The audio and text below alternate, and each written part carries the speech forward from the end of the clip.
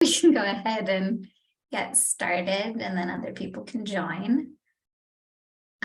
Thank you so much for joining us. Or I guess, Julia, do you want to give an advance introduction first? No, I'll just say thank you for joining us. There's 38 people signed up. So I'm assuming we're going to get a rush shortly. Those of you that are here, thank you for making time to be here on Friday afternoon.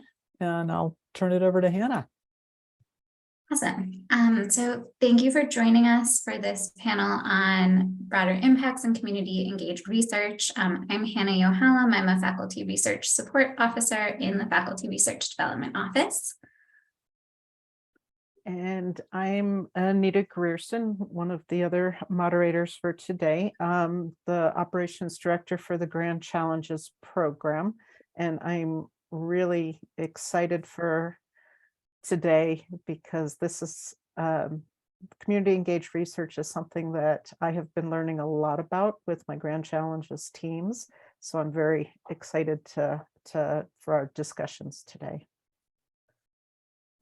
So we're going to start off with I'm actually going to present a toolkit very briefly that is about broader impacts, and then pass everything over to the panel. Just out of curiosity, if everyone could put your departments in the chat, I would just love to have a sense of who's here, and I will work on sharing my screen while you do that.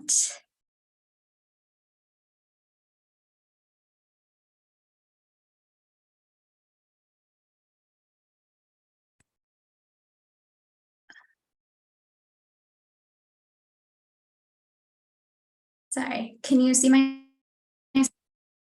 Okay, great. I got an error message, but glad it's working. The FRDO is about to become part of an NSF-funded study measuring the efficacy of this toolkit, the ARIS Broader Impact Toolkit. So we will be doing future, more detailed workshops about it, but I just wanted to let you all know about it because it's relevant to the topic today and is already available for your use online. So first, quickly, what are broader impacts? It is one of the two National Science Foundation review criteria that applies to every proposal that's submitted to them. The other is intellectual merit. And so they define it as the potential to benefit society and contribute to the achievement of specific desired social outcomes. And they have a list of what those are for the NSF. And these broader social impacts can be reached through the research itself, through activities that are directly related to the specific research projects, and through activities that are supported by but complementary to the project. So through the research itself would be an example of the community engaged research, where the work itself really is about having a social impact. Activities directly related to the specific project could include mentorship projects for graduate students who are working on the project, something that's still embedded but not exactly the research itself. And then complementary to the project is if you're doing a project, but then you separately do a training with high school students or something that's related to the work you're doing. So the ARIS Toolkit is an NSF-funded project run by the Center for Advancing Research Impact in Society, which is ARIS, and Rutgers University.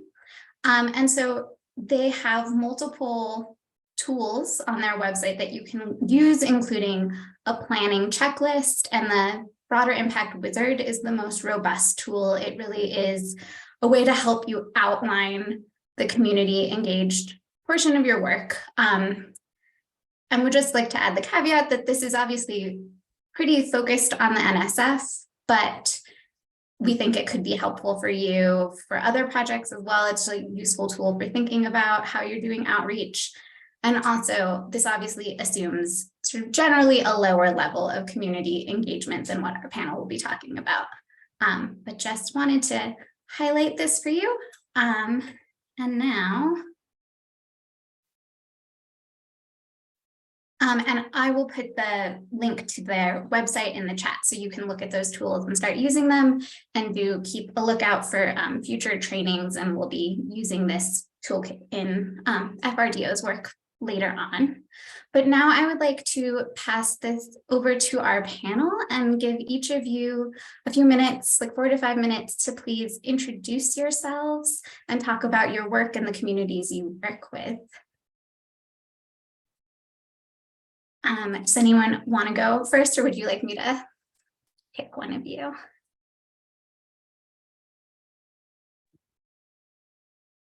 All right, Wendy, would you mind starting? Yeah. So, hi everyone. My name is Wendy Greyeyes. I am an assistant professor in the Native American Studies department. So, I just completed about 10 years of work with the Navajo Nation through the Department of General Education and many of the schools in the communities, and put together a history of Navajo Nation education, but also a plan that's been discussed heavily with the Navajo Nation to improve their education system. So that was very heavily community engaged research, very heavily community based work. Much of the discourse was driven by the communities. We traveled throughout the Navajo Nation, and I say we as the folks from Department of Education.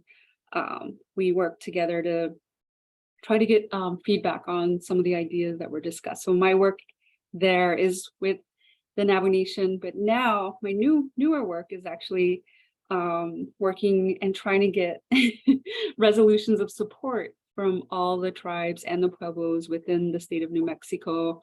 One is related to a curriculum for schools, but also hopefully a published manuscript. And the other portion of that is actually addressing the U.S. Department of Interior, Deb Haaland's call for her initiative on federal Indian boarding schools and creating a healing framework with the Navajo preparatory school. So that's my current project.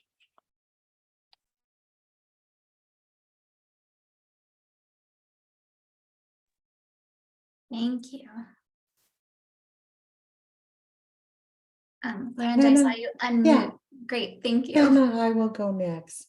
Hi, everyone. Thank you for the opportunity to just share our work with you all today. I am an associate professor within the Community Health Education program, which sits in the College of Education and Human Sciences. I am a health disparities researcher. I am funded through the National Institutes of Health. And I did ask Hannah, I have some slides, and as we talk, slides are visuals, they help. I've been involved in research for over 20 years, health disparities research, primarily with tribal communities. I am Navajo. I have a series of grants. My current study is with 6 tribal communities. It's an R01 study funded by the National Institutes of Minority Health and Health Disparities. And as the talk continues, I will share some of that work. I also sit on another national team with CBPR experts. I'm a community-based participatory researcher, and we have developed a model for CBPR. We have a toolkit. We have a cpr.unm.edu website. We have books. I thought I grabbed one of my books. Not one of my books. I'm in one of the chapters, but books we've written in developing the science of CBPR. Thank you. Thank you very much. Hello, everyone. So thank you for the opportunity to participate in this conversation. I'm Renia Ehrenfeucht, and I am a professor in community and regional planning. And I often make the point of saying that a lot of my research is not community engaged. I do focus on doing work that is policy relevant and often very, directly related to something that is going on. But it is also kind of starts from and then engages with people in different ways. And I'll show a few slides of a project that is actually ongoing and has had multiple iterations, but I will also show it partly to show a few slides of the area in Louisiana and the context we were working in, and then can, of course, talk about how it shifted now that I'm living in New Mexico. So let's see if,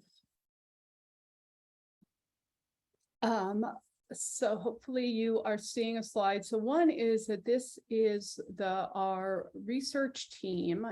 This is a mandatory statement anytime we talk about this work for the funding, but it is actually relevant because it was, the Restore Act was the penalty money from the 2010 BP oil spill that really affected all the coastal communities. And so when we applied for and received this grant, the intent was to help implement Louisiana's coastal master plan.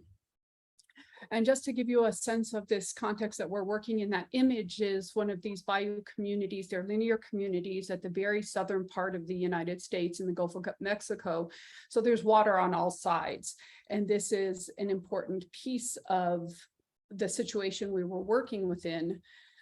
This area, so these are the communities we were talking to residents in. It was the area, Cocotree, Terrio, Dulac, Chauvin are communities that people are moving from and moving farther north. And the brighter area, or the area you see in orange, is already area that it was coastal erosion, land loss. So some of these communities where people are living is just, there's not going to be land there in 10 or 20 years. Cocotree is one storm away from being an island.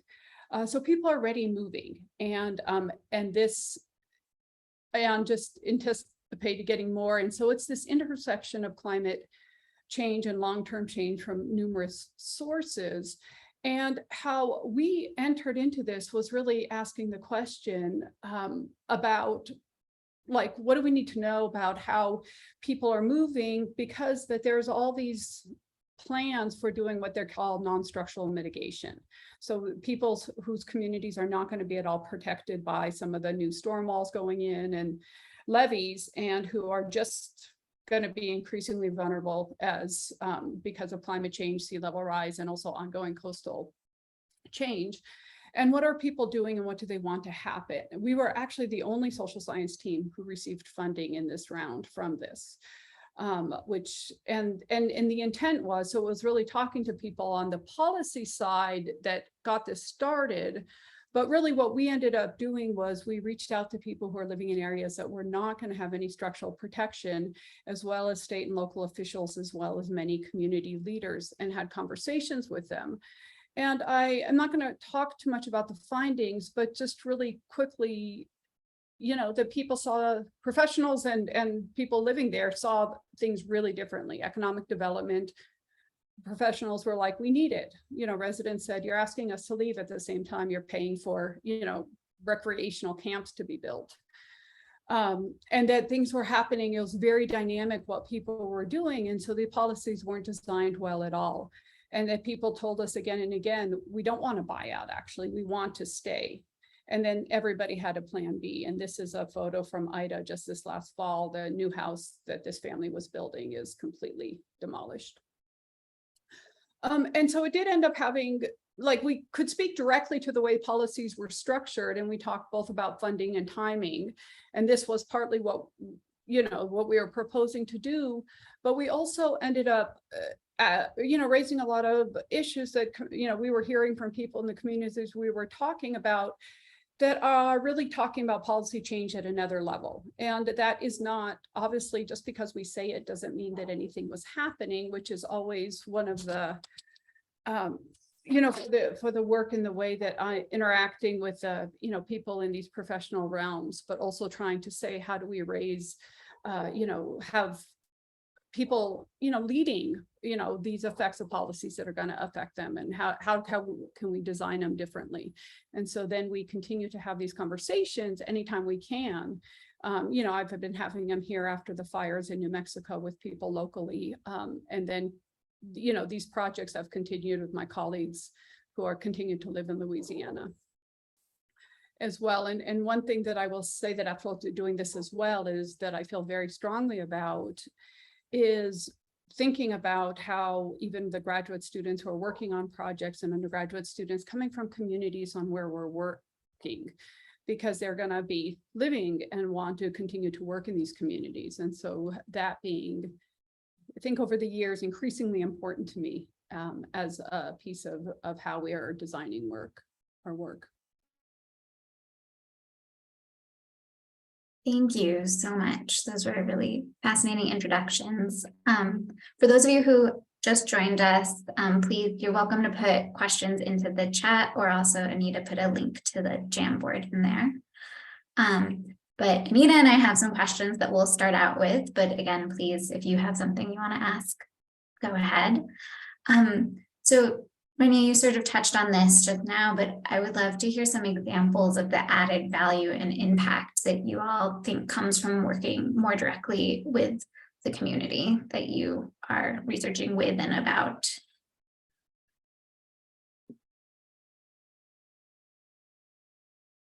Were we doing this in order, or?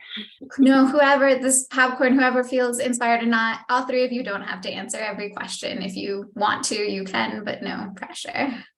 Well, to me, I guess the added value from community engagement is that the work and research that I do, I know is going to have some meaning for the community, because really community engaged research is about doing the work and what the community wants and making it meaningful to their own needs and own desires.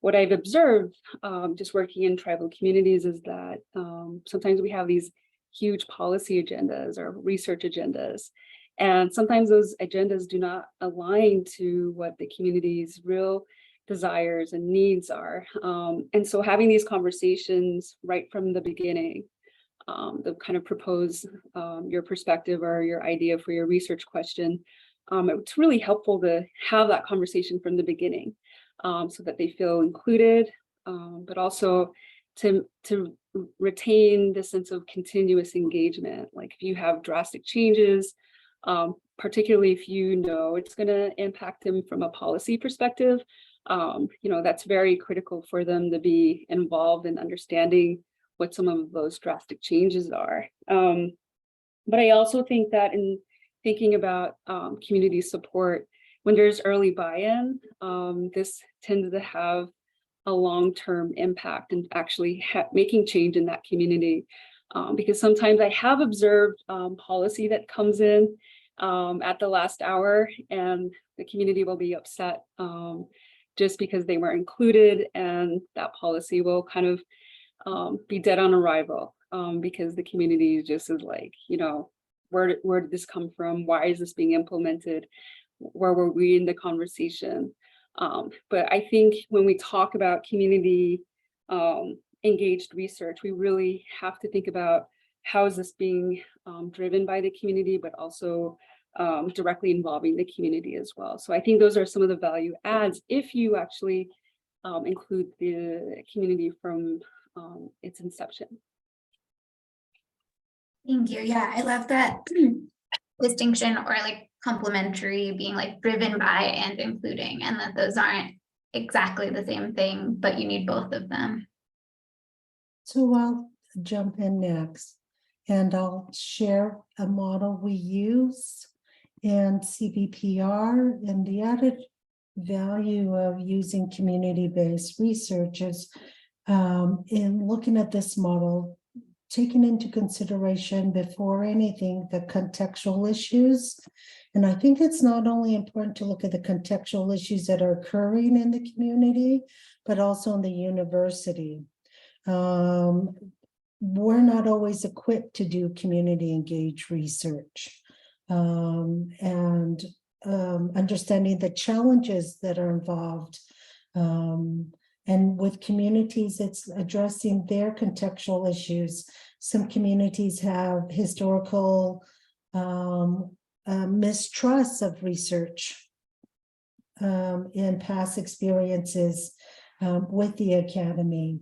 So that if you're attuned to the context that are the issues that our communities are dealing with and that we deal in within the academy, that according to the model, is that it impacts the partnering processes, and may build or not build that partnership processes, so that in the hopes that you're able to build a strong partnership, and ultimately, as a health interventionist, it helps inform and design the intervention.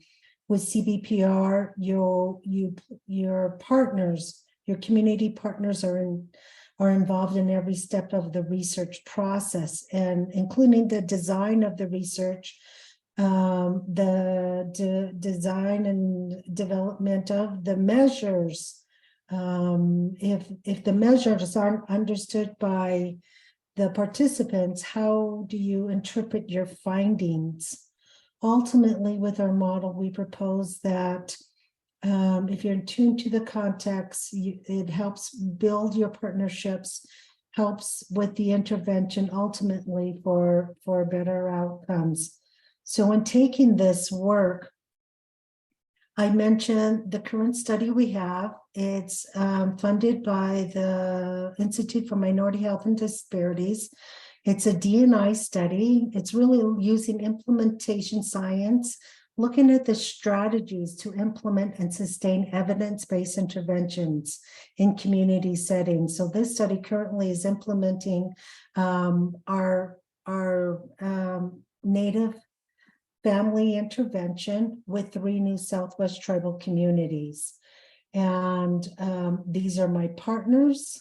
I have 3 longstanding teams and 3 new teams. So I'm across the state here with my partners. I don't do this work alone.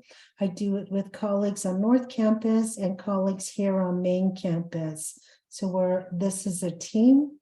And then here's pictures of our first gathering, and that involving them in the process. The added value is not only their excitement, involvement, and just engagement, there's ownership. And ultimately, if you do this with your partners, you'd hope for sustainability. So those are just, they're hard at work, happy to travel to Albuquerque for 2 hours, to, for some it's 3.5 hours, and to be involved in this work. So again, I think there's a lot of added value in community engagement work, in designing your interventions or designing your programs, and ultimately having findings that are beneficial to the community and not just written up in a manuscript that no one benefits from. So thank you. And I would agree with that. One is that it's really bringing the knowledge of people who are going to be impacted by policy. And in the area I work in is that it's, that there's usually some kind of policy arrangement that's being proposed, or programs that are, in the works, and really thinking that that it is about people's, people bringing their knowledge and their priorities and being part of that. And so even though, like I said, I always try to distinguish, because I do think that community engaged work that is developing the questions through partnership is different than what I'm usually involved in. That having any, maybe fundamentally believing that people should be shaping what influences them.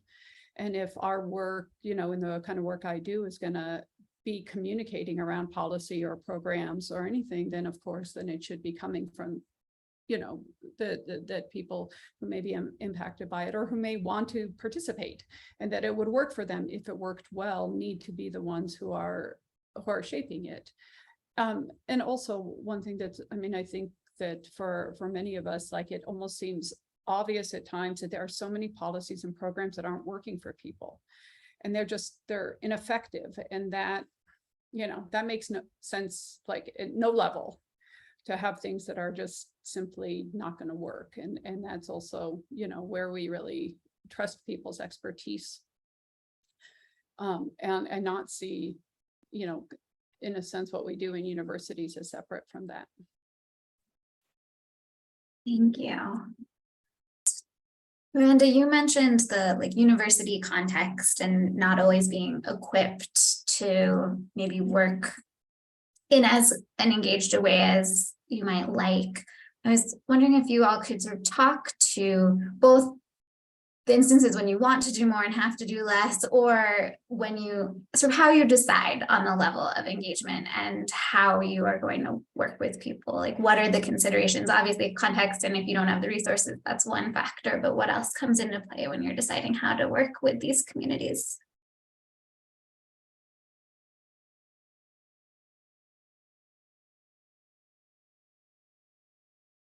I just realized I'm on mute. Okay.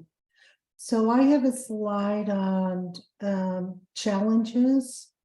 Again, I mentioned I do cross campus, and some of the coordinated challenges are with COVID and post-COVID, there were limitations in meeting sizes in communities.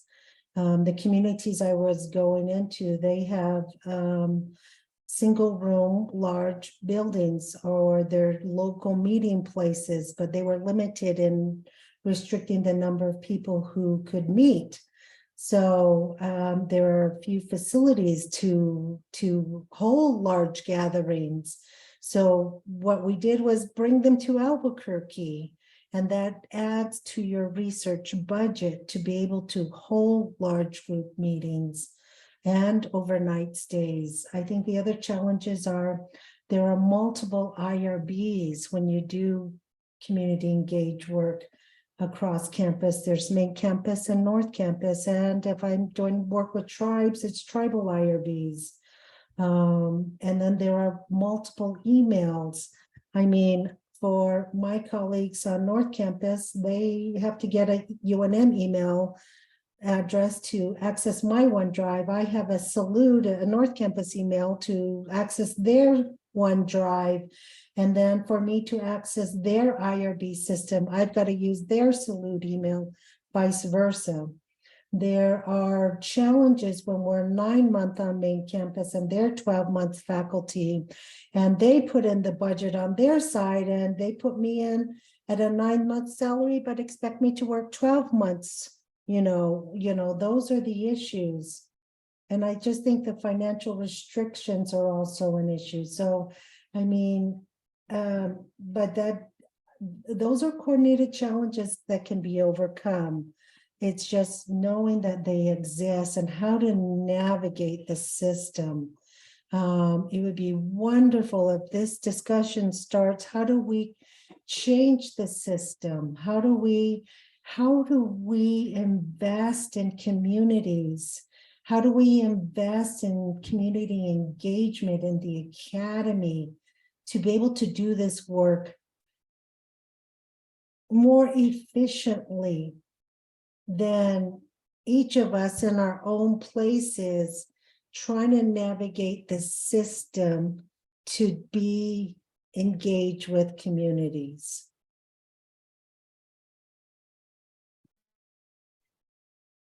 I can answer too from my experience. I actually don't work with resources from the university because of what's described. I do think, you know, I want to write a paper on this, but sometimes initiatives are as long as you have grant money available. And afterwards, they typically fall apart when the grant money runs out. So I think many of the communities that I work with, you know, and that's very specific because, you know, tribal communities, many times it's easier to actually work with them to do any grant research, grant writing, and that they become the actual one to receive the funding.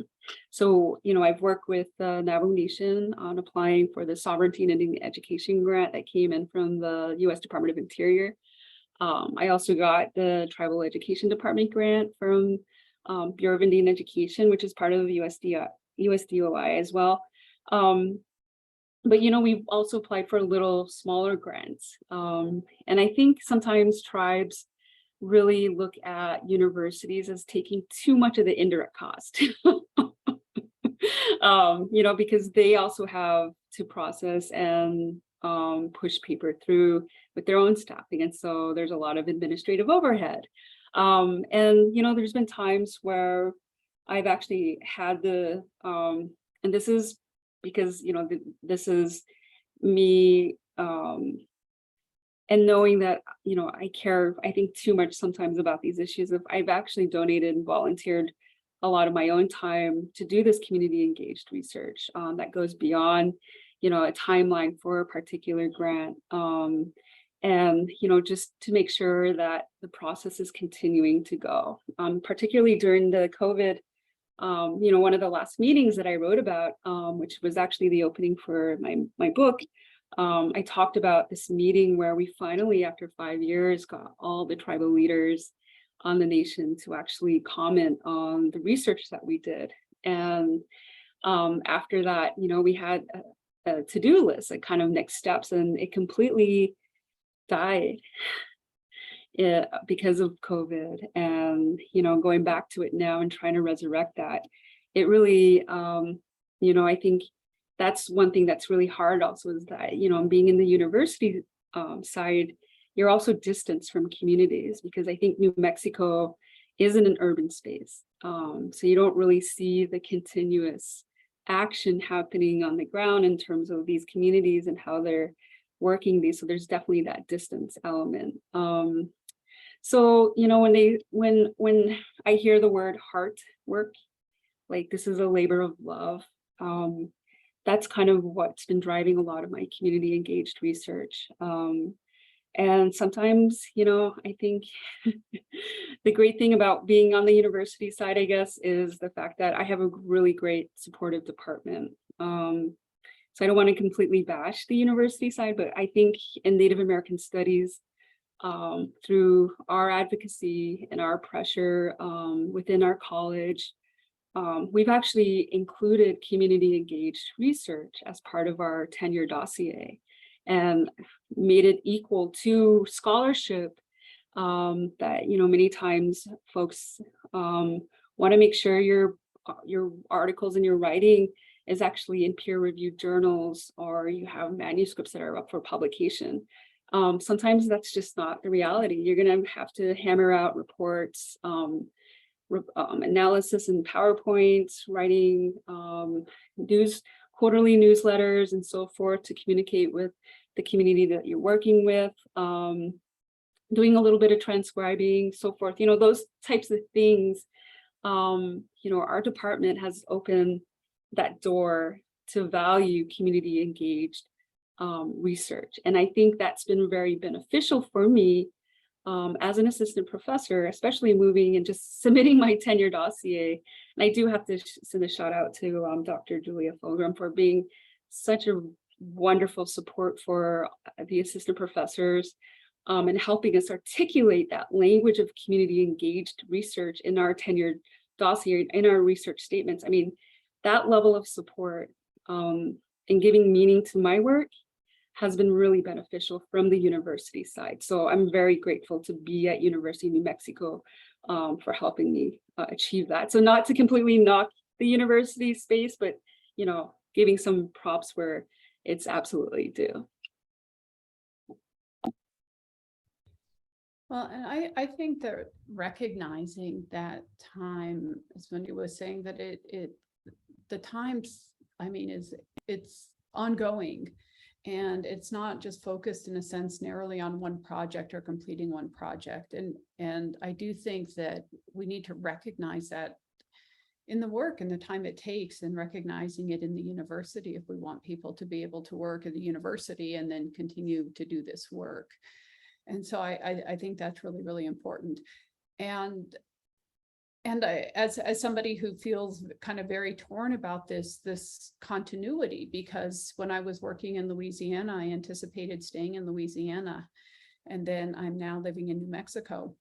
And so have been building relationships here and then continuing to collaborate and support my colleagues who continue to work there, but I'm not as involved. And I could watch that happen, but then feel, that, we recognize like never wanting to drop a commitment in a project, but also know that I have ongoing relationships with people that I've worked with in Louisiana, 10, 15 years ago, that at different times something comes up and they're like, hey, we're doing this. Can you support in this way? And, and then I say yes, because they're colleagues, and that they're people I've worked with and I believe in the work they're doing. But we don't, we're not really recognizing that's part of this work. And I also think a challenge is I think we still get too caught up in sort of differentiating between different ways that knowledge is produced. And so thinking of something basic and applied research, which I really think is a false distinction, but different things is recognizing that this is, that all of this work is about,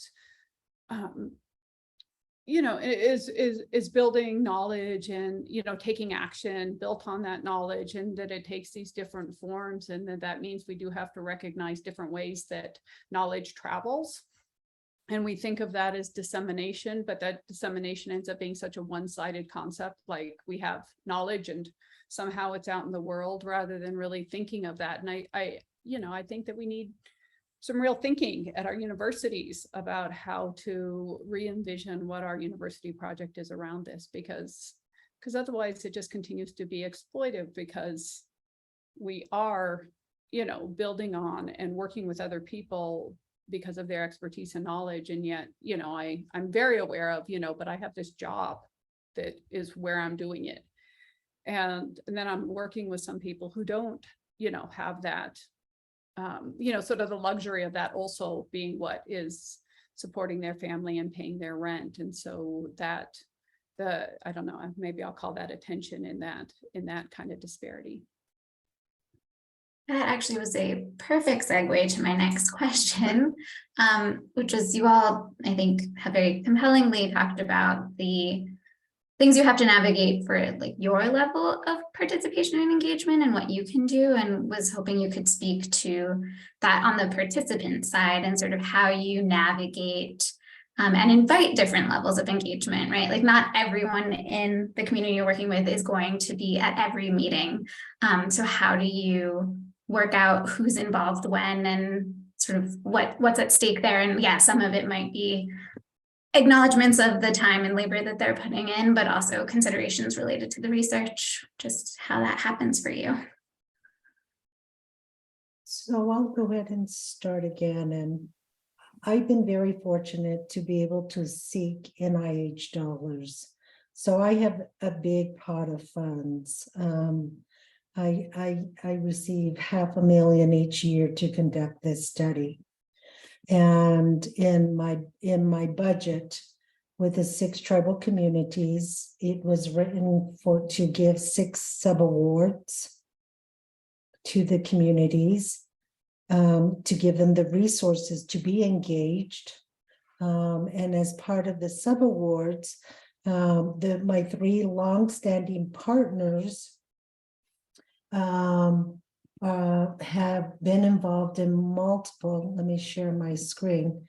My longstanding tribal partners from the communities in green have established themselves, and I call them tribal research teams. When I submit my proposal to NIH, each of these tribal research teams has a community PI. I list them as community PI and key individuals who also need to submit their CVs, need to do everything a key individual would do on any grant. And then my newer communities they're new, so they're called community advisory boards. They're developing their teams, but so for now they're called community advisory boards, learning what it means to be engaged in research. And they also have an established community PI, and they're seen as the key stakeholders who help pull the teams together, call the meetings. So I do give them resources to be able to do that. And in this work, let me see if I can pull again. I use CBPR so that our partners and give them resources so they are involved when it comes to health research and every step of the research process. My 6 partners, we come together. What was the study question? We selected how we were going to do the work. We're now, they get training. I just had a facilitator training held in San Ana Pueblo yesterday or Wednesday, to be able to run the intervention or the program. I also learned of the Harvard Catalyst training, which is an city certified community training. So I trained my communities to be data collectors. That's how we invest in the community, so that if they're able to continue when the grant ends, they've been able to sustain the intervention, the work that the program that was developed, so that it's not me, UNM, coming in and doing the work. I train them as we move forward in the process. And ultimately, for my longstanding tribal communities, they've run the programs even without funding. They've found their own resources to run their programs because it's theirs. There's ownership there.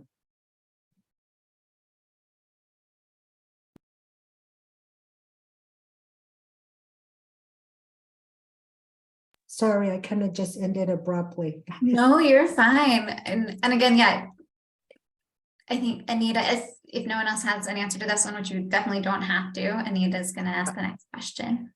Well, oh, do you want to go ahead? I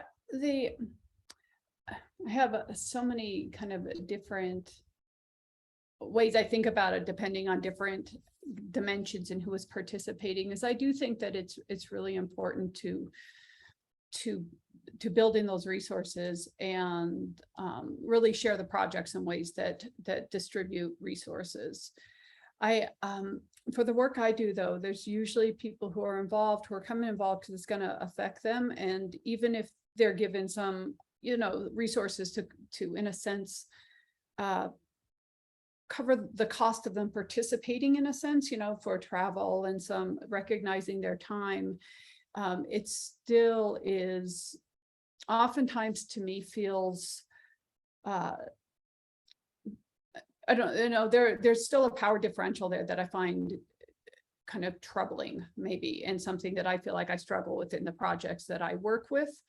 And definitely have had times that we've had some pushback on our proposed the participant support costs because it seemed high when we're really asking for people to bring expertise that we don't have, right? And so I think we would never say that would be high for a faculty member participating in something for that amount of time. And so I will just say that I think that I really think it's something that's so important to continue to think about how we do it. But I do feel like working, because I do primarily work through the university. I do think that still creates this, internal structure that I'm navigating here, and then with limited resources, and then trying to share them in different ways. That it's both about resources, but there's also, this power differential and dimension that I find, I continue to find uncomfortable. Thank you. I'm gonna jump towards the pragmatic and the advice side. And this is the questions drawn from working with our 10 new Grand Challenge teams, many of whom want to do community engaged research and to engage the community, their community stakeholders more and earlier in the process. So a number of the teams are starting with visioning exercises and research planning exercises. And this is not the level we're at that has a lot of funding in it. Not so. My first logistical question is for teams that want to engage the community further in their research and research planning, but aren't working with an NIH level budget.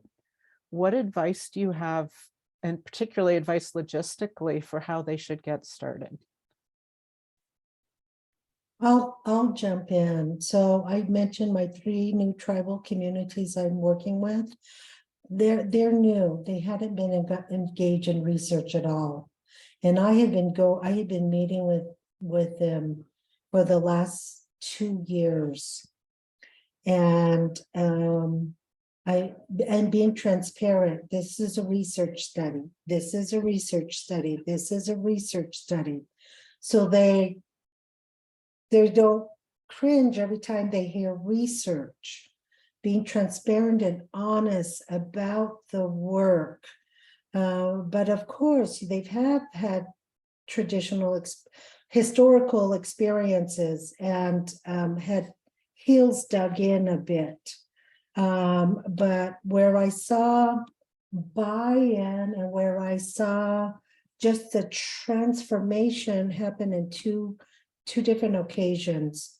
One, I mentioned I offered the Harvard Catalyst training.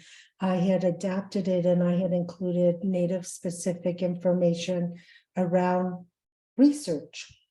And after that training with my Pueblo partners, one of the ladies said, "Oh, okay, I understand this is research. Oh, now I understand," she said. "You should have did that in our first meeting."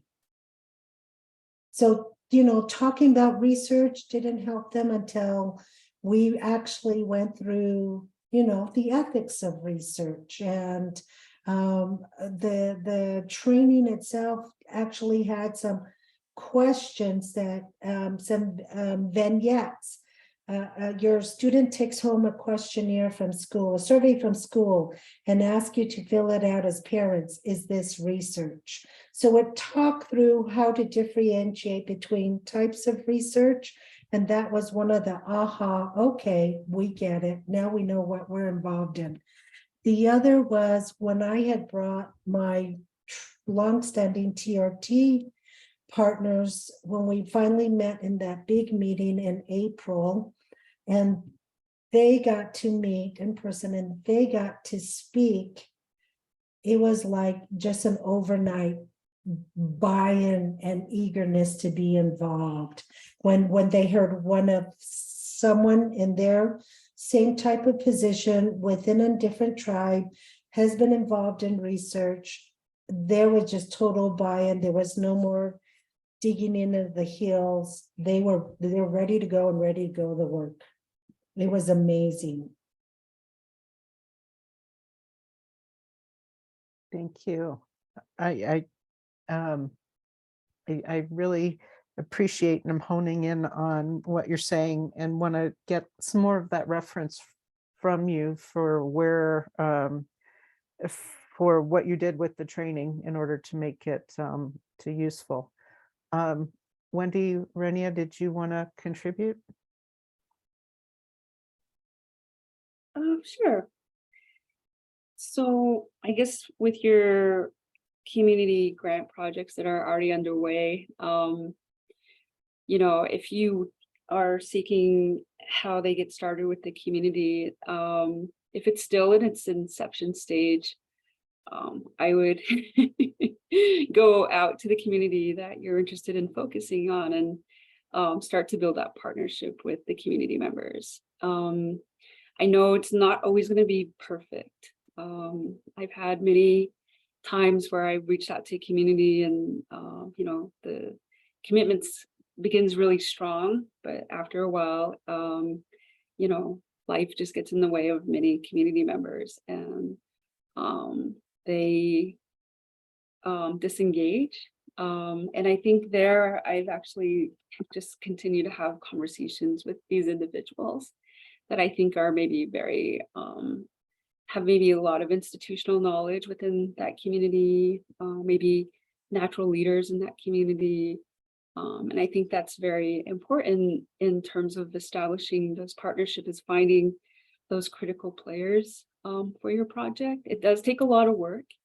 So I think that's something that I've worked out in terms of thinking about that continuous engagement aspect. And that's something I always share with my students. I teach a policy course, a Native American policy and community building course to our master's students, and that's something that I talk to them about. But I also think it's important to keep really great documentation of what people are saying. I've noticed too is, and I've mentioned this earlier today, is really embody this concept of deep listening, because there's a reason why you lose your partners, because they're telling you something and you're not hearing it. I think that's where your notes, or maybe if you're given permission to record a session, to really think through what is being said. And I do think you need intellectual partners or your analytical partners who are part of your project to have those conversations with. Is the work we're doing, is the research we're capturing actually connecting to what's being stated? So I think that's I think a very important part of keeping that engagement. I mean, I know, like, financial incentives, bringing food and all of that is very also a part of the picture, but I think it has more meaning when community members feel like they're being heard.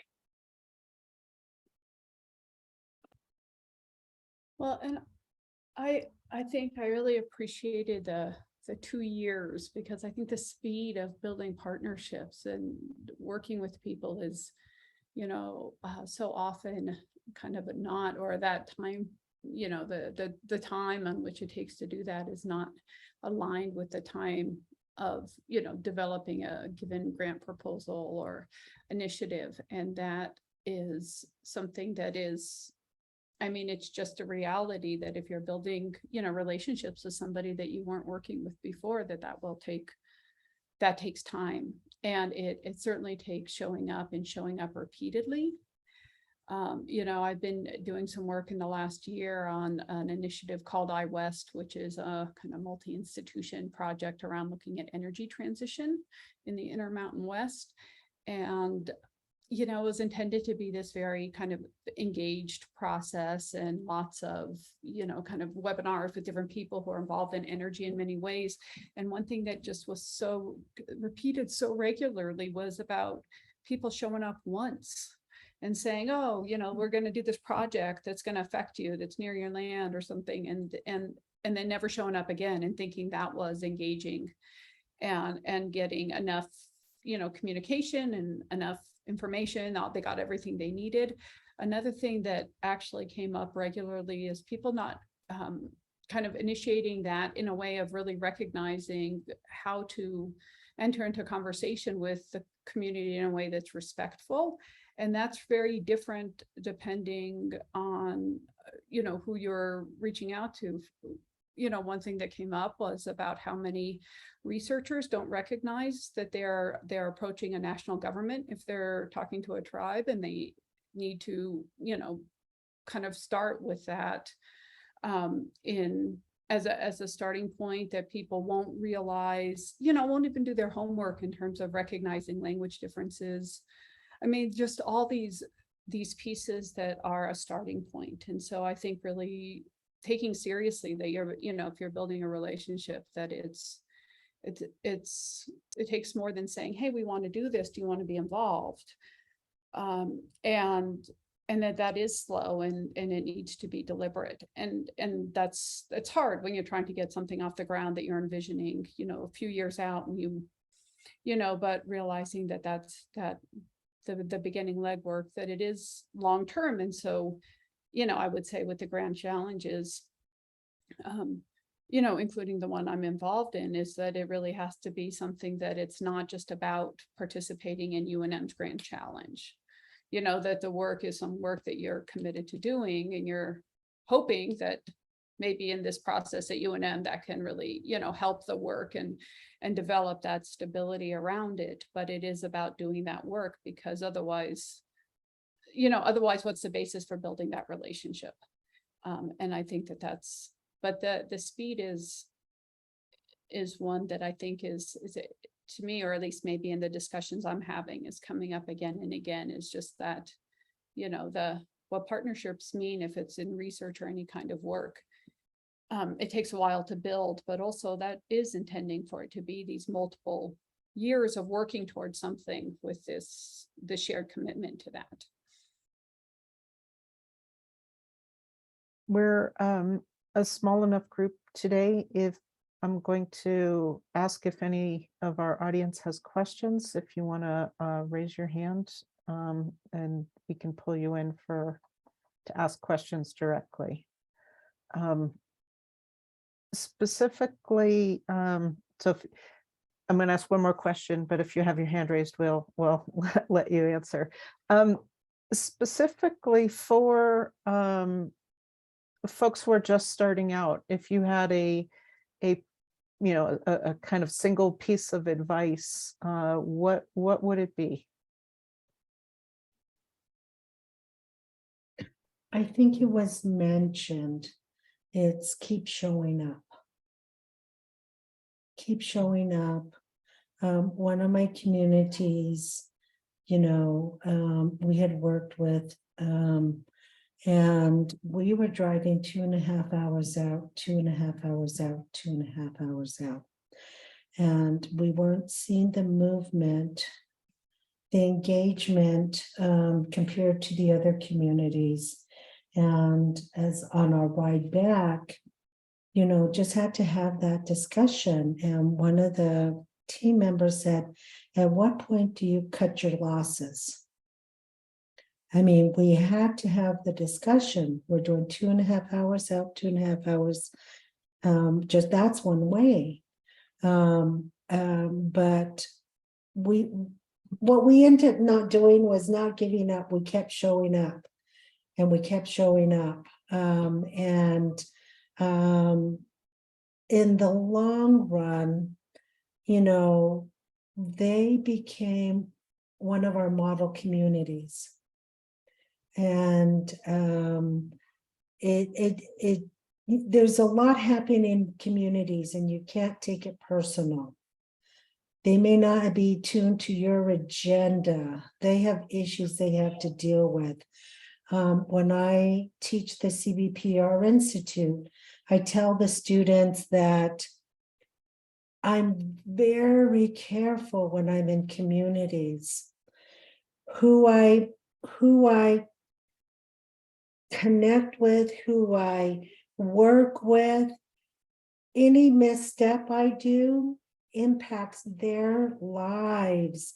I get to leave. They stay there, and they have to deal with any missteps. So I highlight that not to just go out and do, and not, it's being, again, the contextual issues. I remember one community I was invited to go in, which is up in the North or South Dakota, community work I was going to do. And one of the key stakeholders told us, you know what? Well, she told us, don't wear any gold jewelry. That would have never dawned on me. I don't wear gold jewelry to begin with, but, and we had to ask why. And there's a traditional, long-standing issue of the Black Hills Gold. Those lands were taken from them. And just wearing a piece of gold jewelry would have affected any discussions that we maybe would have wanted to hold. I mean, that's examples of learning what are those contextual issues, what is currently going on in those communities, and not to take things personally, because they have a lot going on, and having really tough skin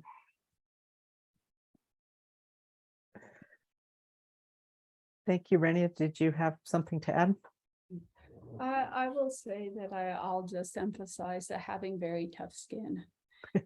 I think it's just showing up, and also showing up knowing that people will ask you why you're even there. And something that I think about frequently, and I teach in a planning department, so I teach planning students that say, hey, people don't trust you because our institutions aren't trustworthy. Not simply they don't trust you. So how do we deal with mistrust in some general way? Is say like, no, actually, and that includes our institutions as universities. And so recognizing that's part of it. And so that you are, having to build a relationship, knowing that you are in this context that also is coming with its own histories, but having to do that.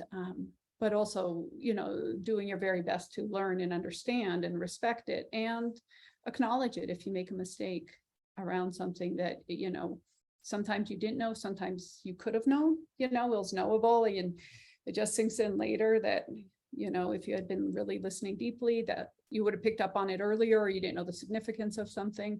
And figuring out how to respectfully acknowledge, but also not dwell on it. Don't turn it into about yourself and having to be forgiven and everything, because that ends up also then just, does something different. So, but yeah, the showing up with thick skin, I think that's what I'm gonna now always think of it as.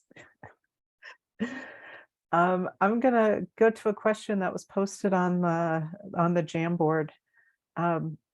Could it be possible to lose some degree of unbiasedness when following a CBPR?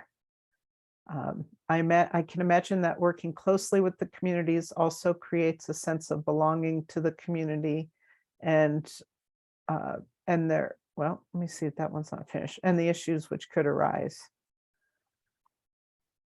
I'm not sure if I'm understanding the question.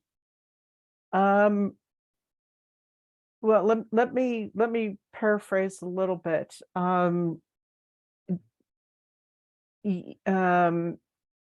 And this wraps into another question I had, and that's how you go about this from the researcher's point of view to bring an unbiased approach in, and also then in the same vein to avoid tokenism. Seems like great about maintaining objectivity, which might not be the goal. I will say my perspective on this is none of us have objectivity, and none of us are free from biases, and we are committed to work because it matters. My feeling on it always is that I think that we, when we are trained to be researchers, I always think of it as, we're trying to be fair to the evidence, right? And that means if we're working with somebody, a community, and what we're finding is different than maybe what they would have expected or what we would have expected, that we have those conversations openly about what we're finding and how we see it, and that piece of it, because we're all invested in it because of wanting to, whatever it is, make sense out of it, figure out what will be an effective form of action. And so I see the commitment as a strength. But I think that we're always, always trying to do both things, is to really be engaged in the, the questions that we're all, communally trying to kind of respond to, but be fair to, be responsive and fair to the evidence. And sometimes that means we're using a method that we think,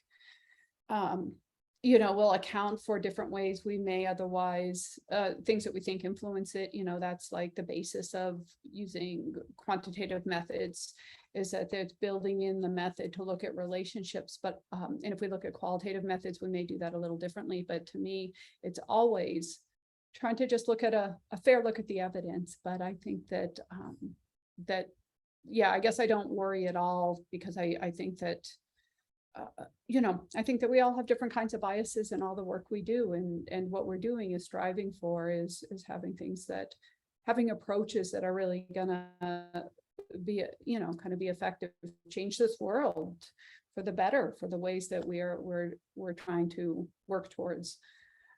And so that's Yeah, so I don't, yeah, so I guess that is not, that particular thing is not a concern for me. I think we acknowledge it, and again, it's a lot of transparency. You're transparent about this is research, and with CBPR we use, both quantitative and qualitative methods. And again, you're bringing the community, your team along on this in the process, so they learn the methodology as well.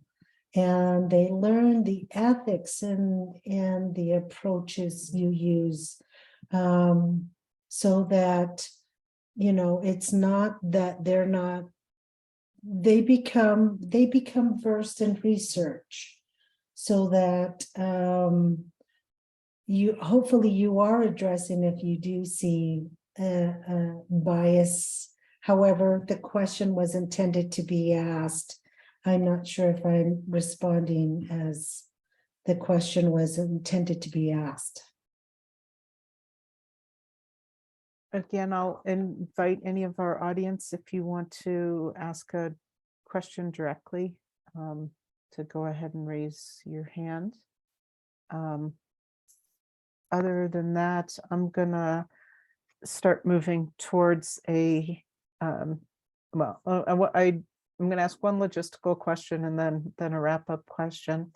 In terms of those who are building proposals in this direction, just the one logistical question I've had from the Grand Challenge teams is what types of, if you're going to bring in a community partner, and not as a full partner, but just as to listen and to kind of share their perspective, what are some ways to compensate? So it's purely logistical question. How do you compensate the partners for their participation? What could you write into a proposal? So for my partners, I've mentioned particularly our 3 new partners. There are to create community advisory boards. So they have meetings in their communities, and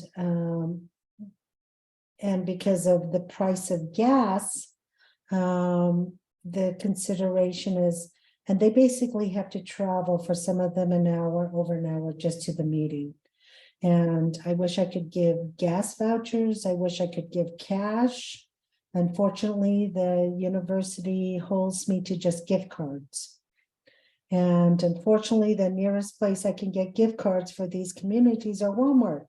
So then they have to drive another hour to a Walmart to be able to use a gift card. So I think that's the restrictions based on what you're able to access. And so for me, it's been Walmart gift cards, and it's always been bringing meals, not snacks, bringing meals to the meetings. And then when we can't meet in the communities because of a large gathering, I put them up in a hotel, pay for their, give them a hotel room, pay for the meals for the day, and give them a gift card incentive. And the other thing is, again, and as we're working, and not only as your partners in the research process, it doesn't mean anything to them for publication, but if they want to be part of the authorship on publications, they publish. I also take them to conferences. They present on the work that they did. So they're conference presenters. So they really move from not only an advisory board to a research team, a community research team. I have team members who get to travel to conferences, get to, each of the communities I've worked with have either their own book chapter or their own manuscript. One of the communities when we first started said, They do their own newsletter. We write an article, the newsletter with them, or the IHS provider. One of the communities, that's where they wanted to share their stories. So sharing their stories and acknowledging them, but also know some people don't want their names on research. And also respecting that as well. They don't want their names affiliated. They may be willing to work with you, but don't share my name. You've got to give them that option.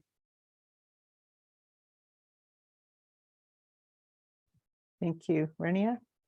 Well, I agree, agree that, that really certainly offsetting the cost of participating is critical. And then also respecting if somebody is going to be part of an advisory committee, if there's a way to give them a stipend for every meeting, something that reflects, kind of reflects this professional role they're doing. I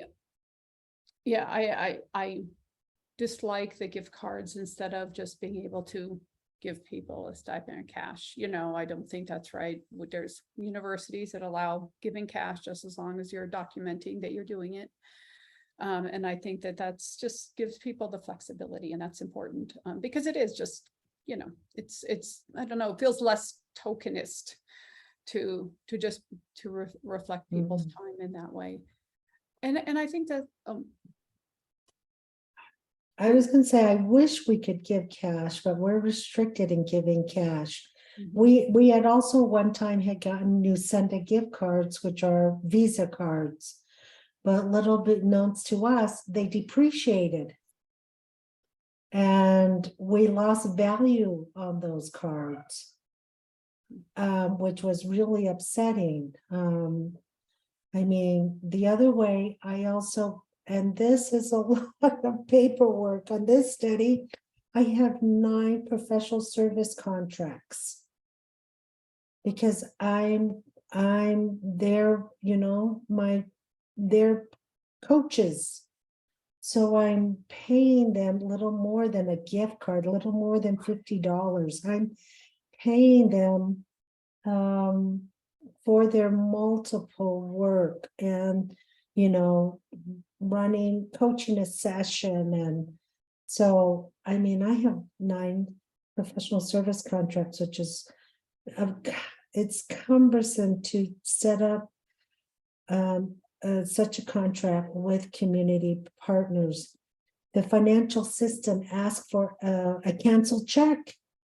And some of them were ready to order checks so they could submit a canceled check. Who writes checks anymore?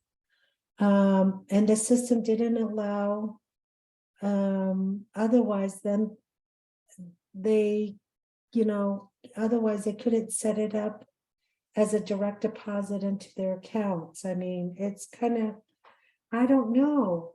Can we think of better ways to do this? You're on my last question, and that was if you could wave your magic wand and fix one thing that would make this easier, what would that be? And you clearly we've just talked about one of those. Any other thoughts? I think thinking of ways of how better to compensate our communities, better than gift cards. Cash is a real sticky thing. I've gone through audits. Unfortunately, sometimes you get someone who doesn't manage the funds as you'd hope they would. And, it happens. So auditing and tracking is also, we put another layer on ourselves. I mean, I do research work, and I do big part of it is just managing the funds, administration of the funds. That would be the other magic wand, is how do we not make it so burdensome, is just the financial piece of it. And that's what my day was today. I was out in community 3 times in the last 2 weeks. So I typed up my travel reimbursement. I get sandwiches from Subway. The Subway I went to doesn't accept the tax exempt form, so I paid taxes. I need to get drinks. I need to get, just the cumbersome paperwork and just being able, I mentioned sharing a meal. I need to submit the reimbursements and all the receipts and the agenda and the sign-in sheet. And I understand the importance of them, but I don't know how better to do this. I just know what the barriers are. Understood. And that's what I hear from young investigators. I sit as the Community Engagement Director Core of the Tree Center, and that's on North Campus. And we funded three research pilot studies, 40,000 a year, 3 each year for 5 years. They have 1 year to run their study, a community engaged study. And, they're spending a lot of their time on budgets and didn't realize. I said, you got to learn how to you put a budget together, but you got to learn what's in that budget. You got to learn to put what's in the budget to let you do the work. Then you've got to manage it. Nobody tells you that knowing how to manage that budget is going to be an important piece of your community engaged work. That's a very good point to know and to pass on. I truly thank you for your time today, for your insights. I have learned a lot and learned a lot to pass on to our Grand Challenges team. So I truly appreciate that. And I'm going to turn back to Dr. Fulgham to wrap us up. Thank you, Anita. So first of all, thank you, Renya and Lorinda and Wendy. I know Wendy had to leave because she was participating from a conference. And thank you, Hannah and Anita, for organizing this terrific session. I found it to be really helpful, and I've learned a lot. And thanks to the advanced program manager, Sandy Rodrigue, who handles all the logistics and Zoom and recording behind the scenes. And we will be, we'll send you a link to the recording when it's available. And I suspect it's going to be posted a number of different sites. It'll certainly be on the advanced website and YouTube channel. And I'm sure it'll be on probably the FRDO site and the Grand Challenges site, because this was terrific advice and really thoughtful discussion, and we'll be sharing it broadly. Thank you everyone for being here and participating, and I hope you have a great weekend. Thank you all for the invitation. Thank you. Thank you. Renia, Lorenda, if you have any reference